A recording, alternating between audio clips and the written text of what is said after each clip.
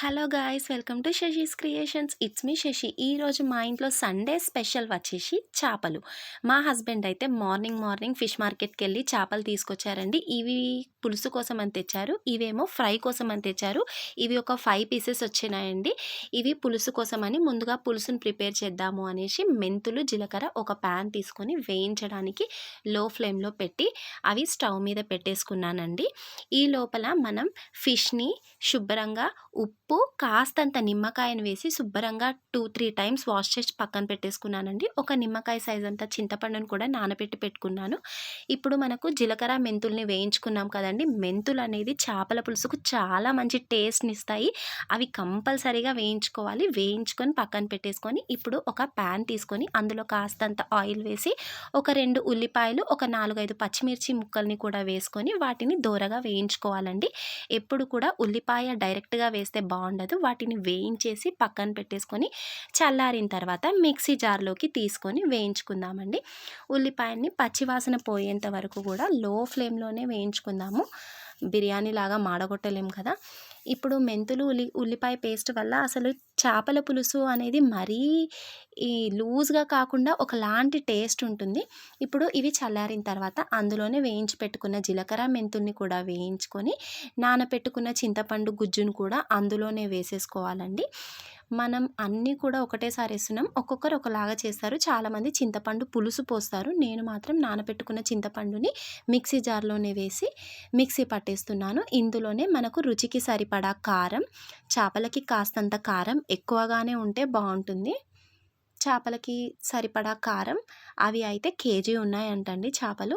ఆ చేపలకు సరిపోయినంత కారాన్ని, ఉప్పును కూడా యాడ్ చేసుకొని మిక్సీ పట్టేసుకోవాలి. కారం ఎక్కువగా తినేవాళ్ళు ఇంకాస్త కారం, ఉప్పు వేసుకున్న బాగుంటుందండి. చేపలకి మంచిగా కారం పడితేనే టేస్ట్ ఉంటుంది.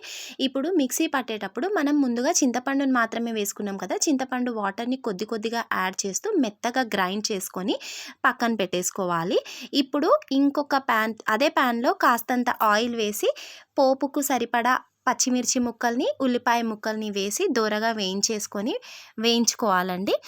చేపల పులుసు అంటే వండిన రోజు కంటే కూడా ఆఫ్టర్నూన్ కానీ, లేదు అంటే ఆ రోజు నైట్, లేదు అంటే నెక్స్ట్ డే అసలు ఎంత బాగుంటుంది కదా. నాకైతే చేపలైతే చాలా ఇష్టం అండి. చేపల పులుసు కానీ, ఫ్రై కానీ, చేపలనే కాదు ఏదైనా నాన్ వెజ్ చాలా ఇష్టం. మీరు కూడా నాలాగా ఎంతమంది నాన్ వెజ్ ఫుడీస్ ఉన్నారో కామెంట్ చేయండి.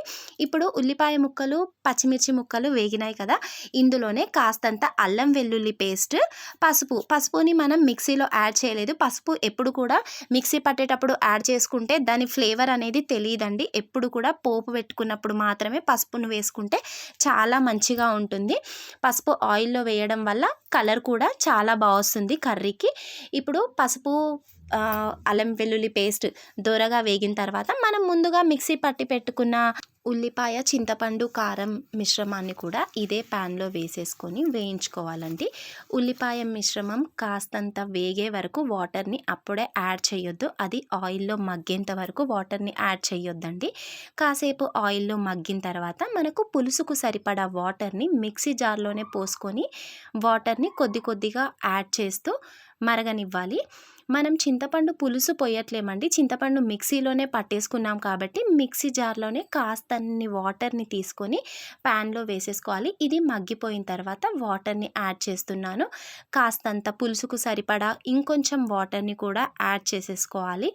పులుసు మంచిగా మరుగుతున్నప్పుడు ధనియాల పొడి యాడ్ చేశానండి నేను. అది మిస్ అయింది వీడియో.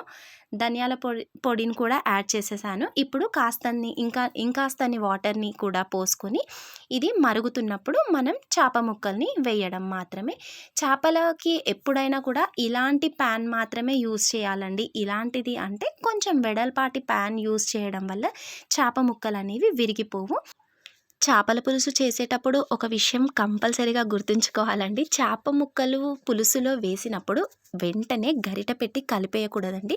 చేపలు అనేవి చాలా సున్నితంగా ఉంటాయి. చాలా ఫాస్ట్గా ఉడికిపోతాయి, అంతే ఫాస్ట్గా విరిగిపోతాయి. అందుకని చేప ముక్కలు వేసినప్పుడు ప్యాన్ మనం పట్టుకొని కలపాలి, కానీ అప్పుడే పెట్టేయొద్దు గరిట.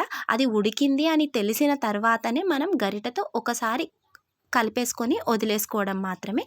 అంతే అండి. ఆయిల్ పైకొచ్చిన తర్వాత స్టవ్ కట్టేయడమే. చూసారు కదా ఎంత టేస్టీ అయిన చేపల పులుసు రెడీ. నాలాగా మీకు ఎంతమందికి చేపలు ఇష్టమో కామెంట్ చేయండి.